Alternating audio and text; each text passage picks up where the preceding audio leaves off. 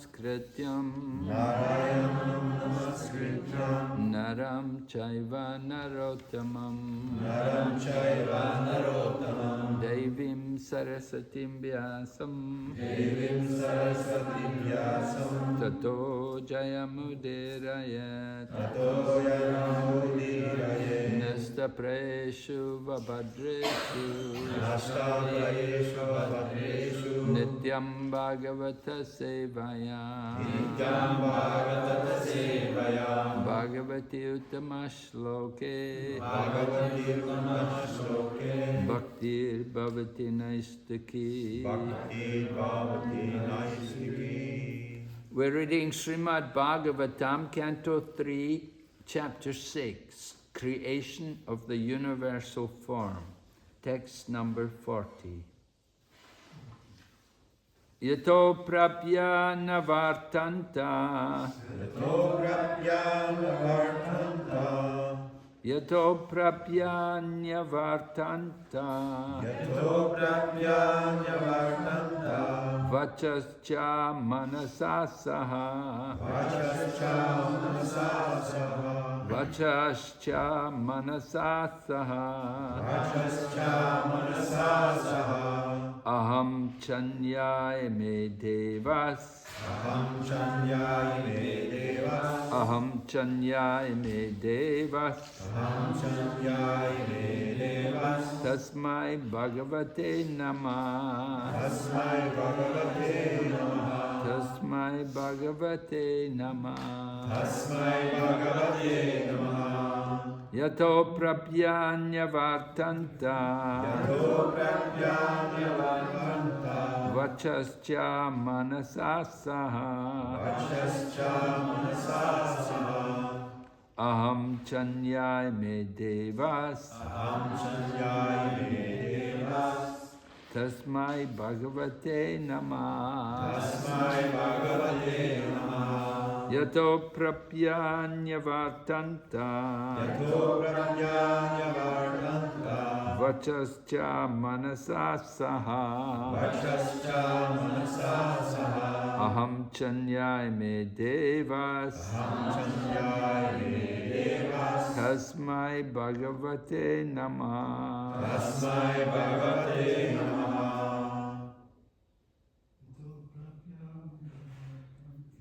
Yato prapyanyavartanta Vachascha manasasaha Aham chanyai me devas Tasmai bhagavate namah Yato prapyanyavartanta Vachascha manasasaha Aham chanyai me devas Tasmai bhagavate namah. Manages? Anyone? Yato prapyanyavartanta Vachascha manasasaha Aham chanyai me devas Tasmai bhagavate namah. Yata from whom? Aprapya being unable to measure. Nyavartanta cease to try. Vacha words. Cha also. Manasa with the mind. Saha with. Aham cha also the ego. Anye other. Ime all these. Deva demigods. Tasmai unto him. Bhagavate unto the personality of Godhead. Unto the personality of Godhead. Nama. Nama. Offer obeisances. Offer obeisances. Translation and purport by His Divine Grace, A.C. Bhaktivedanta Swami Srila Prabhupada. Words, mind and ego, with their respective controlling demigods, have failed to achieve success in knowing the Supreme Personality of Godhead. Therefore, we simply have to offer our respectful obeisances unto Him as a result of sanity. Purport. The froggish calculator may raise the objection that if the Absolute is unknowable even by the controlling deities of speech, mind and ego, namely the Vedas, Brahma, Rudra and all the demigods headed by Brihaspati, then why should the devotees be so interested in the unknown object? The answer is that the transcendental ecstasy enjoyed by the devotees in delineating the pastimes of the Lord is certainly unknown to non-devotees and mental speculators. Unless one relishes transcendental joy, naturally one will come back from his speculations and concocted conclusions, because he will see them as neither factual nor enjoyable. The devotees can at least know that the absolute truth is the Supreme Personality of Godhead, Vishnu. As the Vedic hymns confirm, Om Tat Vishnu Paramam Padam Sada Pashyanti Suraya. Bhagavad Gita also confirms this fact. Vedaischa sarveraham eva vidya. The false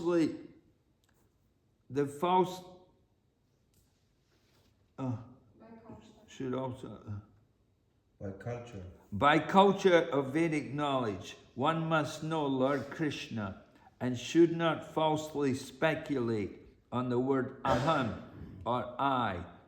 The only method for understanding the supreme truth is devotional service, as stated in Bhagavad Gita 18:55, Bhaktyamama bijannati yavam yaschasmi tatvataha. Only by devotional service can one know that the ultimate truth is the personality of Godhead, and that Brahman and Paramatma are only his partial features. This is confirmed in this verse by the great sage Maitreya. With devotion, he offers his sincere surrender, Namaha, to the Supreme Personality of Godhead, Bhagavate.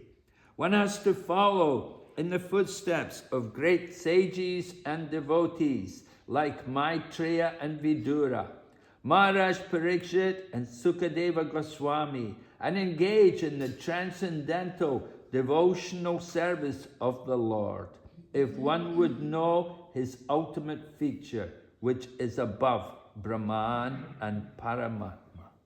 Thus end the Bhaktivedanta purports of the 3rd canto, 6th chapter of the Srimad Bhagavatam, entitled Creation of the Universal Form.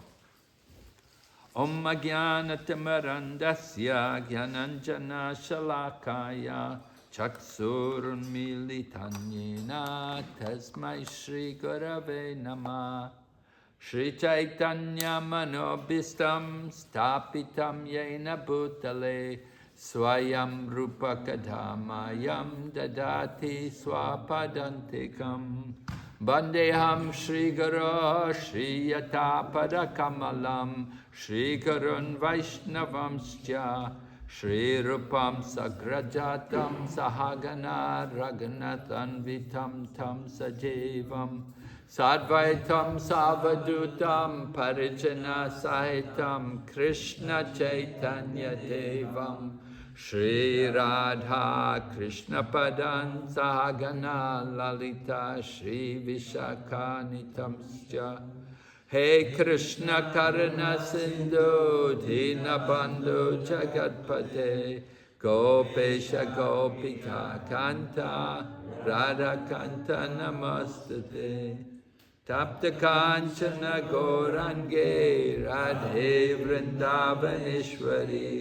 Vrishabhanu Sute Devi Pranamami Hari Priye Vancha Kalpatarubhyascha Kripa Sindhu Bhayevacha Patitanam Pavanebhyo Vaishnavibhyo Namo Namaha Jai Shri Krishna Chaitanya Prabhu Nityananda Shri Advaita Gadadhar Shri Vasadi Gaur Bhaktavinda Hare Krishna Krishna Krishna Hare Hare Hare Rama Rama Rama Hare Hare.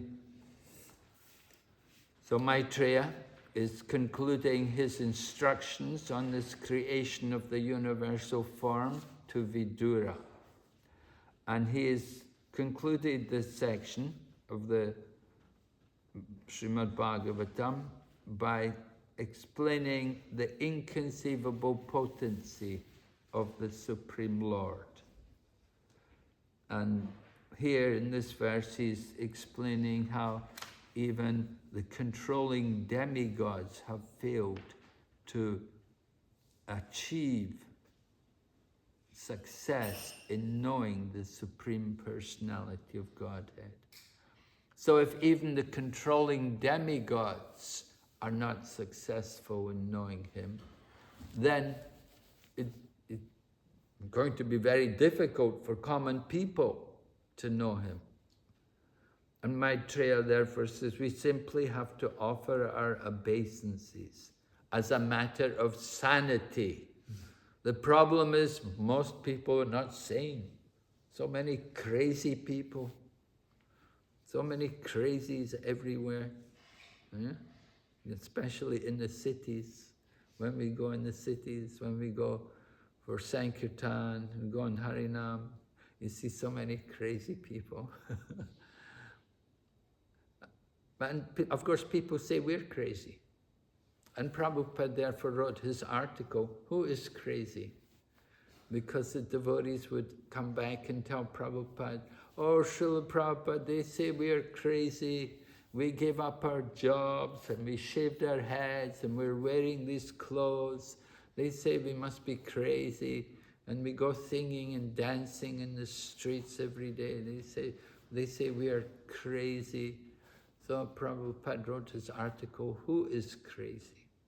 Yes, materialist people say we are crazy, but we say they are crazy also. And here you see Maitreya also saying the same thing. That just if people are sane at all, they will offer their obeisances to the Supreme Lord. But ordinary people are so crazy, they cannot offer obeisances, they cannot offer respect to anyone. People used to say, why we have to bow down? Why we have to bow to someone? And so Srila Prabhupada replied to them that if you do not bow to Krishna, then you will bow to old age, you will bow to disease, and you will bow to death. You will be forced to bow down. But the devotees bow down willingly, freely, willingly. They're happy to bow down before Krishna and offer our obeisances. And by bowing to Krishna, means we will no longer see birth and death. But for the foolish people who don't bow down, they will be forced to bow down. Next life to become a dog, to become a hog, to become a tree. They will be forced to enter into these different species of life under the control of the laws of nature. The material nature is very powerful. Daivihi esha gunamayi mamamaya duratyaya. Duratya, very difficult to overcome. People try to fight against the material energy. They try to fight against old age and against disease and against death. But all men, every living entity is forced to meet these things.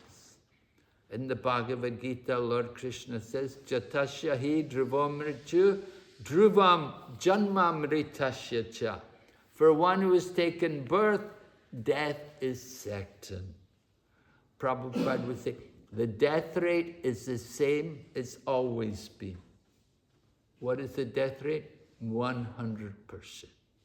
Everyone going to die. As sure as death. And death is sure. So, yeah, we have to point out these things to the common people, to the non-believers, those who have no faith. We have to point out to them the facts of life, which they don't like to think about it. They know it's true, but they don't like to think about it. They just think, let me enjoy. Now, you know, so many countries have made marijuana legal. So so many places, they're smoking marijuana and they're thinking they're enjoying. Smoke marijuana and forget everything. Forget all the nature of the world.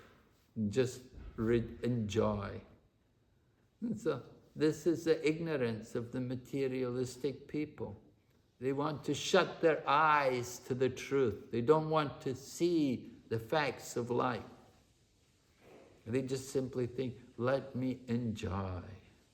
And they're trying, of course, to enjoy, but they're trying to enjoy something where there is no enjoyment. They're trying to find pleasure from the body. The body is not meant for pleasure. This body is meant for suffering. It's meant for misery.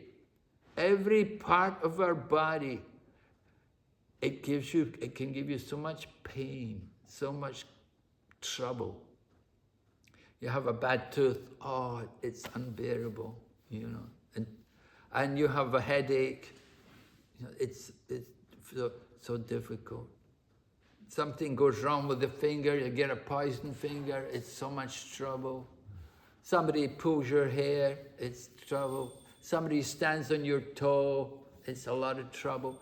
The body is just meant to give us pain and trouble. Try to enjoy. Try to enjoy the finger. That finger, it can give you a lot of pain. Can it give you any pleasure? It's just made to give you pain. So many things, this material body, just source of trouble, source of pain. You want pleasure, there is pleasure, but we have to know where to find it. And so the devotees know that real pleasure is not found in the body, but the pleasure comes from the soul. We have to look within. We have to understand the real self. Common people, ignorant people, they try to enjoy the body. And how much pleasure they get. There's that song, sometimes we sing that song, Bhaja Harimana. He says, Sita atapa bata varisana edina jamini jagiri. Bipale sevinu kripana durajana. Chapala sukalaba lagiri. You sing that song here sometimes? Yeah? Famous song, right? Devotees, we like to sing these simple songs. very meaningful, you know. People work so hard, they accept so many difficult conditions, the rain and the wind and the cold and the snow, and sometimes it's the heat, and so many troubles are there. So many people would say, no, I have to work. I have to work. Why? Well, to enjoy, eh? You have to serve wicked and miserly people. Bipali sevinu kripana durajana. Wicked and miserly people. You work in any job, you'll meet a lot of wicked and nasty, miserly people. I met this one lady, I was in Delhi, and I met this young person. They were telling me how they work very hard to get a job in the corporate world. And there's an area in Delhi, Gurgaon, and it's all corporate industries there. It's all high-rise buildings. It's very modern. And she said, I wanted so much to get a job in the corporate world. And I got a job. I finally got in there. I got the job. She said it was unbearable. It was so terrible. How everybody was so nasty and everybody is so envious of each other. If one person gets promotion, then everybody is nasty. Well, they hate it, you know. They really don't like it. Why they got it? Why I didn't get it? There's so much envy and so much backbiting, and she said it's just unbearable. The atmosphere was so bad. She said, I cannot bear it. I said, I have to leave. I can't. I wanted so much to work there. I didn't know what I was asking for. And that's true with many different careers which people take up these days, that it's so much struggle, so many difficulties. You work as a doctor, take many young people, many of them, I want to be a doctor, and they want to study medicine, and they have to study for so many years, exam after exam, and then after so many years, then internship. You have to go and work in the hospital all night. And you work in the hospital, don't think that people are nice to you.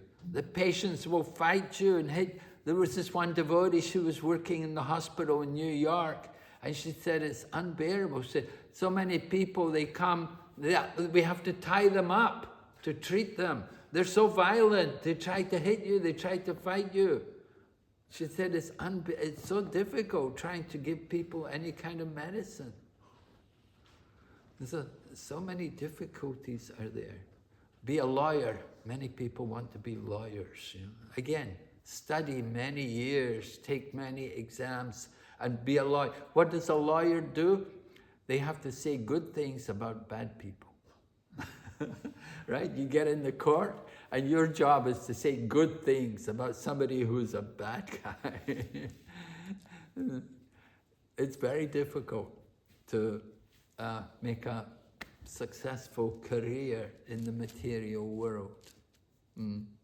Anyway, material life, you know, we have to appreciate how so many difficulties the people go through, and we're sympathetic to them.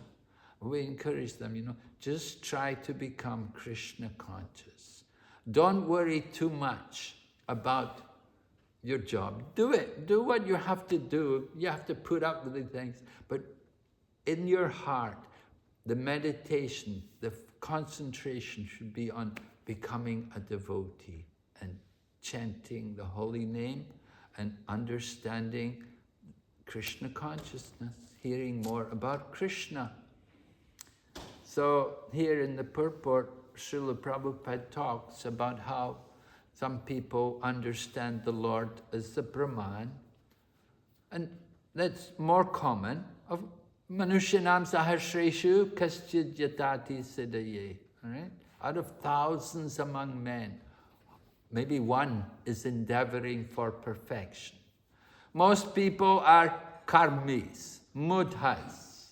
They just want money to drink beer, you know, and to enjoy their marijuana or whatever, and they're satisfied. But you get some rare souls who want to understand the truth.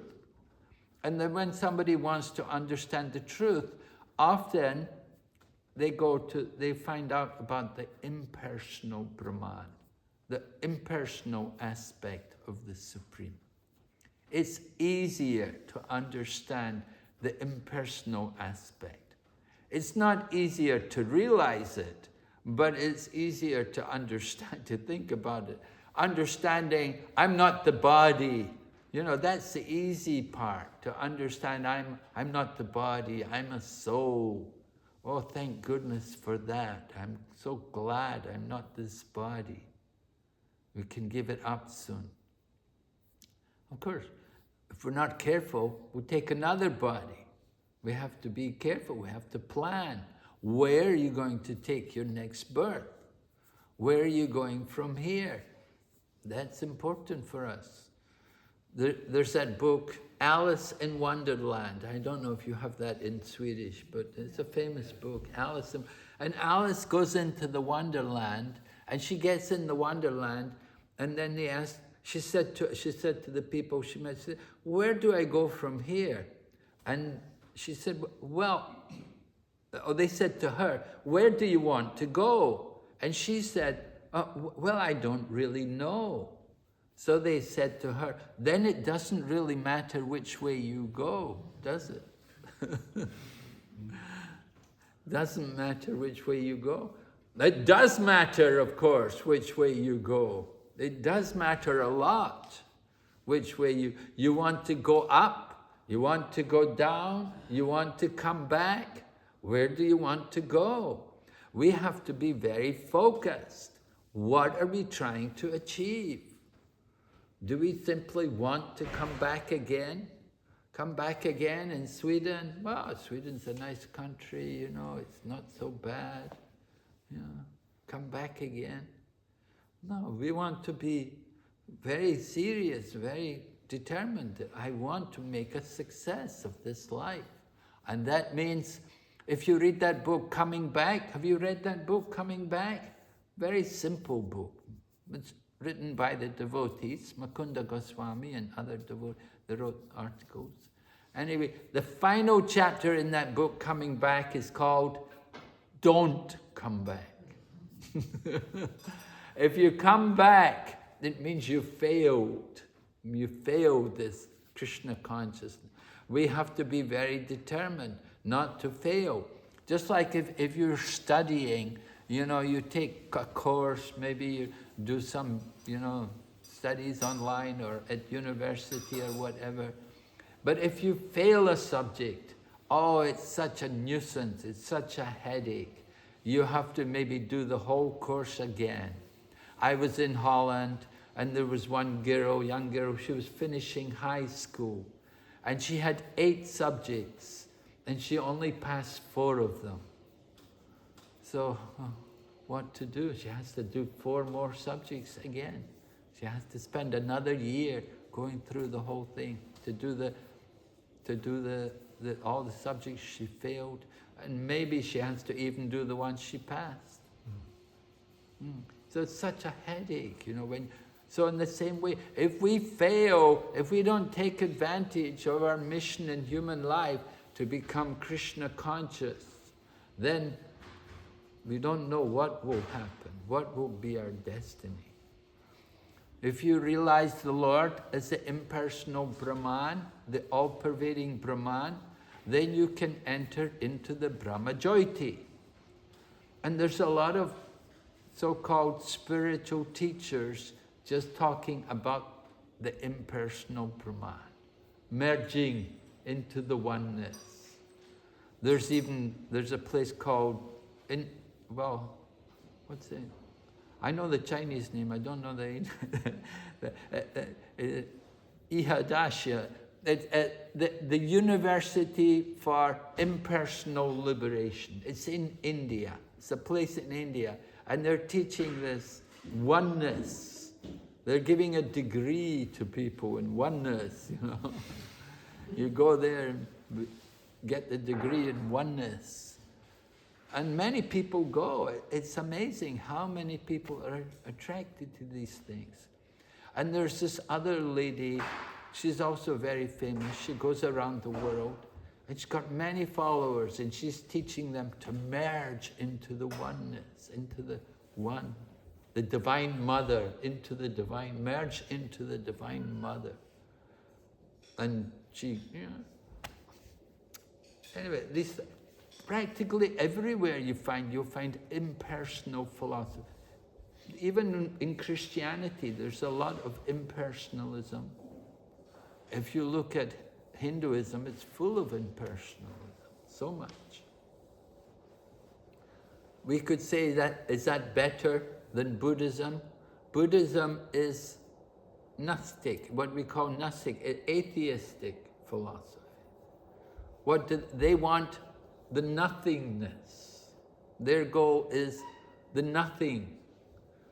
If you listen to a Buddhist master lecture, they never mention the word God. Never. They will talk about the void, the nothingness.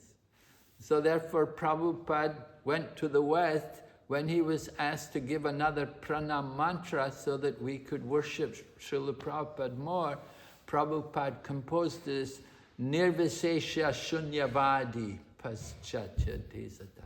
Oh, Gauravani Precharini, Nirvisesha, preaching the message of Lord Chaitanya to defeat impersonalism and voidism. Impersonalism, the Mayavadis, and the voidists, the Buddhists. Everything is void. Nothing is real. The Mayavadis say, I am you and you are me, we are all one. And the Buddhists say, nothing is real. You don't exist. Nobody is real. Nothing is real. Giriraj Swami, you know Giriraj Swami? Yeah, famous sannyasi, very senior devotee.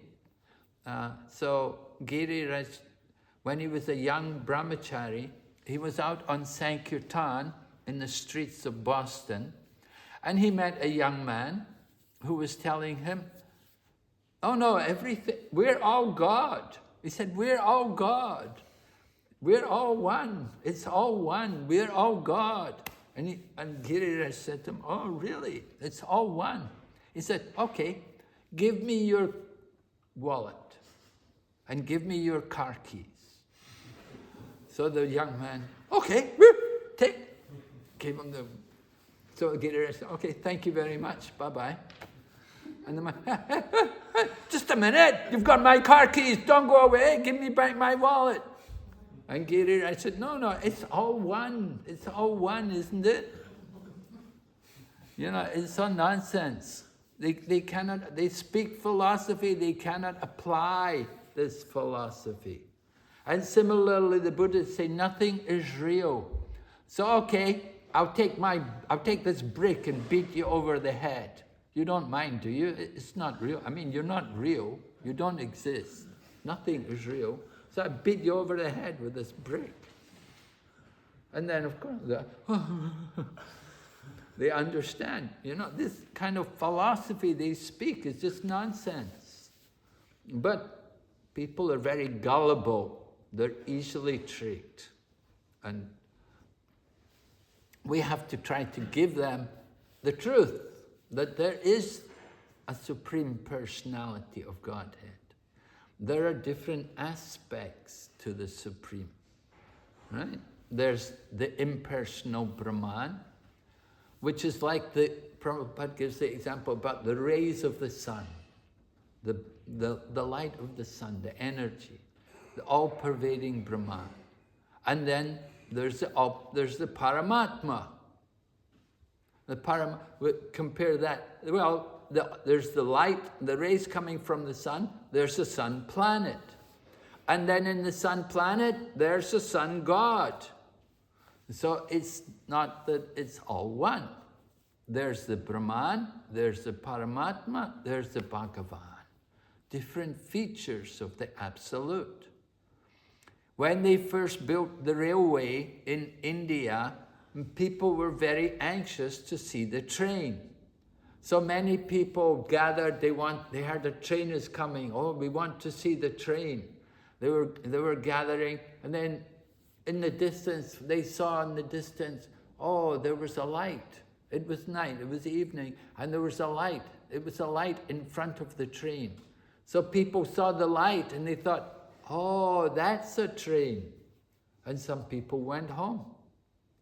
And other people waited and they saw in the distance, oh, they saw there was a train and there was smoke and there was carriages. And they thought, oh, that's a train. And they went home. And other people waited till the train came into the station, and they saw on the train there was people and there was a driver of the train and everything. They saw all the details of the train. So that everything has to be understood in its proper way. We want to understand the Supreme Personality of Godhead. We have to understand His different features. In Srimad Bhagavatam, Sutta Goswami describes, Vedanti tat tatvam vedam tatvam yad jnanam advayam brahmeti paramatmeti bhagavan iti sabhyate. Learned transcendentalists who know the absolute truth call this non-dual substance as Brahman, Paramatma, and Bhagavan. So the Brahman is also, it's an aspect of Krishna.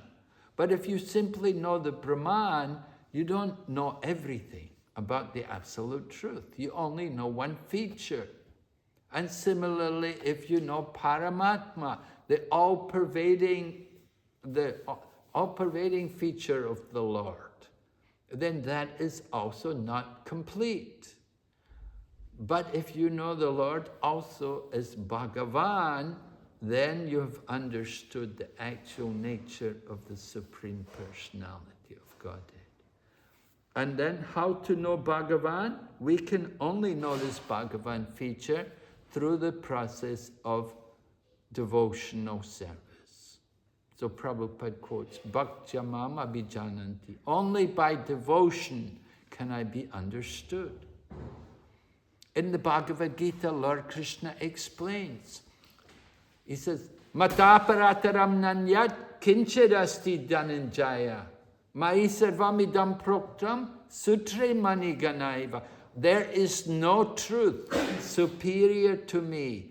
Everything rests on me, just as pearls are strung on a thread. Just like we wear neck beads, so our beads are on a thread. Ideally, we should see the beads. We shouldn't see the thread, right? We just see the beads. But the beads are held together by the thread. In the same way, Lord Krishna is holding this whole cosmic manifestation, just like pearls are strung on a thread. You don't see the thread, we see the planets. We don't see Krishna. We don't see the all-pervading feature of Krishna, but He's there holding everything together. And Lord Krishna says in that same verse, there is no truth superior to me. Only Krishna can say this. Lord Shiva never said there's no truth superior to him. Lord Brahma never said there is no truth superior. None of the devas ever say there is no truth superior to. Only Krishna can say like that. There is no truth superior to me. It's a powerful statement in Bhagavad Gita. Of course, not everybody accepts Bhagavad Gita. Oh, this is just your book. Oh, this is just your book. Why I should accept what your books say? But it's there. They don't accept Bhagavad Gita. Bhagavad Gita is also a smriti. They say, we want the Shruti. Shruti means the Vedas. Should be in the Vedas. Yesterday I was mentioning some people, they Vedantists, the Gyanis, they only accept the Shruti. So sometimes in the purports Prabhupada will mention, he will say, the Shruti mantras say, or the Vedic version says, and he'll quote something from the Vedas. Because sometimes you have to meet these kind of people. Just like one time in the USA, His Holiness Hridayananda Maharaj was invited to give a talk. It was a symposium, a seminar, and different scholars of Sanskrit were there.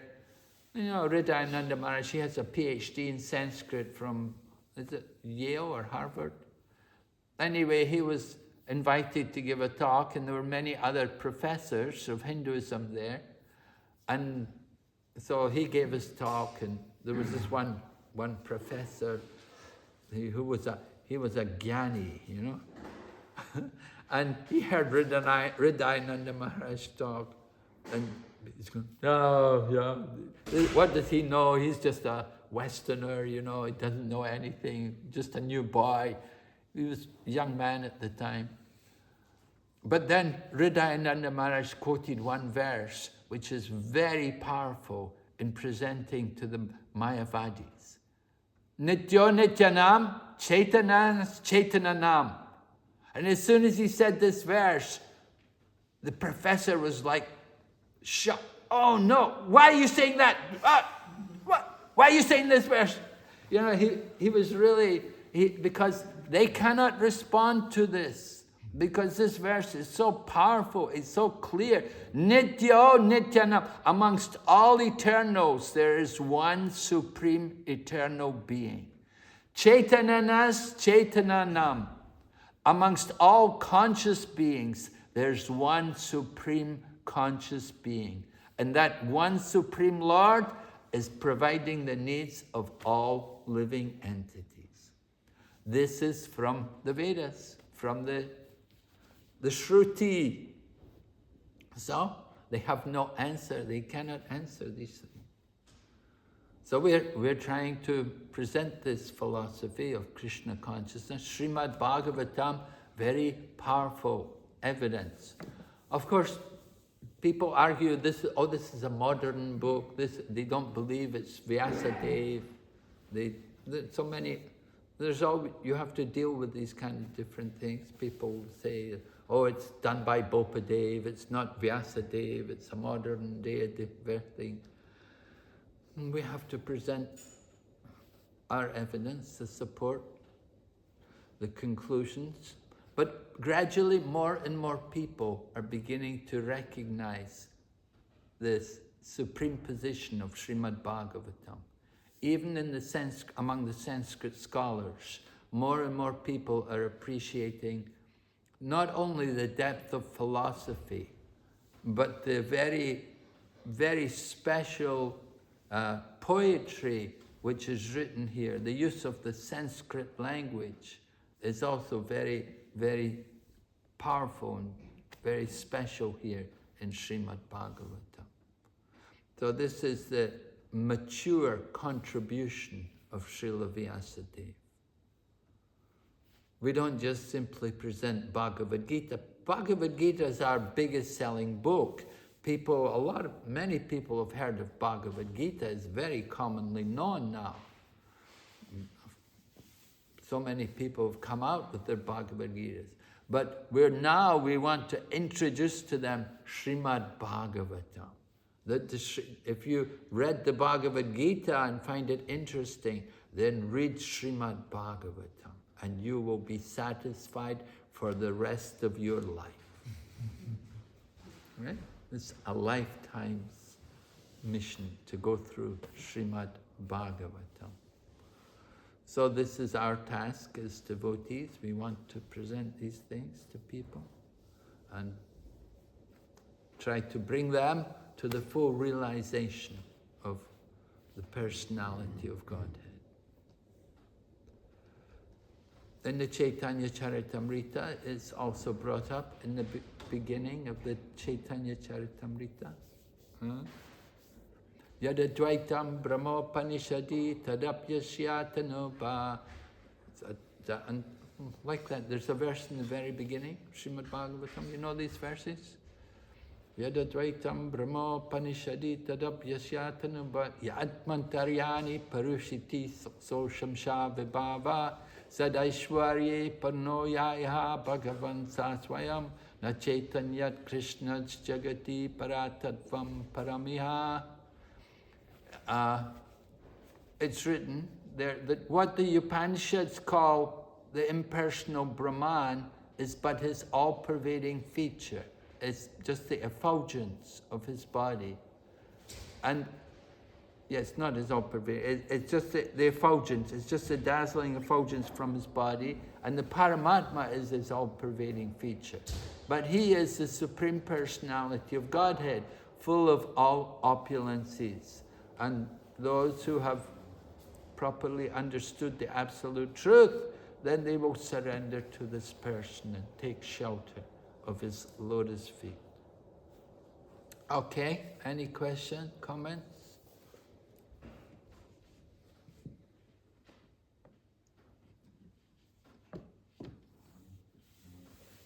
Yes, Maraji? Yeah, is it possible for members of other monotheistic religions to realize Krishna because they know that God is a person and God is the Father, but they don't know about the aspects of Brahman and Paramatma? Will they be able to realize that as well? Because Prabhupada classifies, actually I'm listening to Prabhupada saying, Islam and Christianity, it is bhakti. He says it like that. What did she say just now? I heard Prabhupada in a class, he was saying, Islam and Christianity, it is bhakti. This is bhakti. Yeah. Yes. Yeah, he was hearing the Quran. He was in Tehran and he could hear from the mosque, they were reading out the Quran and Prabhupada had the man translate it. And he said, yes, very good. One man in Calcutta is a Muslim man and he teaches English in a school, in a college in Calcutta. He wrote a book comparing the Bhagavad Gita and the Quran. And he showed that everything which is there in Quran is also there in Bhagavad Gita. So it's bhakti, it's certainly devotion there. But it can be also mixed devotion. You see, it's not pure, they have different desires. Anyabilasita sunyam jnana kadma janavritam. Rupa Goswami describes pure devotional service, that it must be without desire for fruitive activity or philosophical speculation. Now most people, although they may be Christian or Muslim, and these paths also have a lot of devotion in them, generally they worship God with material desires. So that is not pure devotion, that is mixed devotion, right? Karma Mishra Bhakti or Jnana Mishra Bhakti, the desire for impersonal liberation. Where there is genuine devotion, there will be also knowledge as well as detachment. These two things should be there, wherever. All right? Vasudevi Bhagavati Bhakti Yoga Prayojata Jnana Yati Asuvairagyam Jnanam Chayada Haitukam. By application of devotional service, one develops automatically causeless knowledge and detachment. It's important. People should be hearing and cultivating knowledge. Just like in our Krishna consciousness movement, we want everyone to hear and to read the books and learn. We don't want them just simply to chant. We want them also to learn the philosophy. At least if you're going to go into second initiation, take Brahman initiation, then spiritual teachers like Srila Jayapataka Swami Maharaj, he has requested everyone to have attended Bhakti Shastri course. They should have studied the Bhakti Shastri. And even for first initiation, we have the disciple course, the ISKCON disciple course. And that's, again, that's helping people to understand, to learn the philosophy, learn the teachings, what's going on. not just come, and put money in the box, you know, can I get initiation? Yeah. We want people to learn. We want people to understand his teachings. Prabhupada sometimes said, he said, I'm doing the ritual, giving the initiation. He said, it's up to you to apply the process. The process is hearing and chanting. So chanting means we should follow the orders of the spiritual teacher. And the spiritual teacher orders that he wants us to read the books, to learn. And Prabhupada used to ask us. I remember one time he came to Dallas and there were little boys there and we chanted Om Namo Bhagavate Vasudevaya. He turned to the boys, he said, what's the meaning? Immediately he was asking the boys, what's the meaning of this? He wanted them to, he didn't want that we would just be mechanical. He wants us to know these things. We used to go on morning walks with Prabhupada and regularly he would ask us, what is that verse? Who knows that verse? He expected us to know all these things, to learn slokas and be able to quote. Devotee was singing the song. He came to the temple in Atlanta and they have beautiful Gornitai deities. And devotee was singing Parama Karuna Pahadvijana. And Prabhupada said, do you know the meaning? He said, if you don't know the meaning, there's no benefit. You have to know the meaning of these songs. And like that, Prabhupada was very thorough in teaching us Krishna consciousness. How much he wanted us to learn everything nicely. So people may be a Christian and Muslim, they have some devotion for God, but they don't have much knowledge. Of course, we have some people like, they say Gorkishore Das Babaji was illiterate. He never got a proper education, but he had realization. And if anybody asked him, he could answer, he could explain. And he somehow, Krishna gives the knowledge from the heart.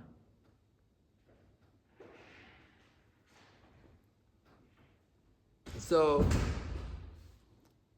if someone's a sincere Christian or a sincere Muslim, then probably they'll take birth in the Krishna consciousness movement.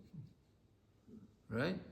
They've got some bhakti, then they can come again into the Krishna consciousness movement and perfect that bhakti.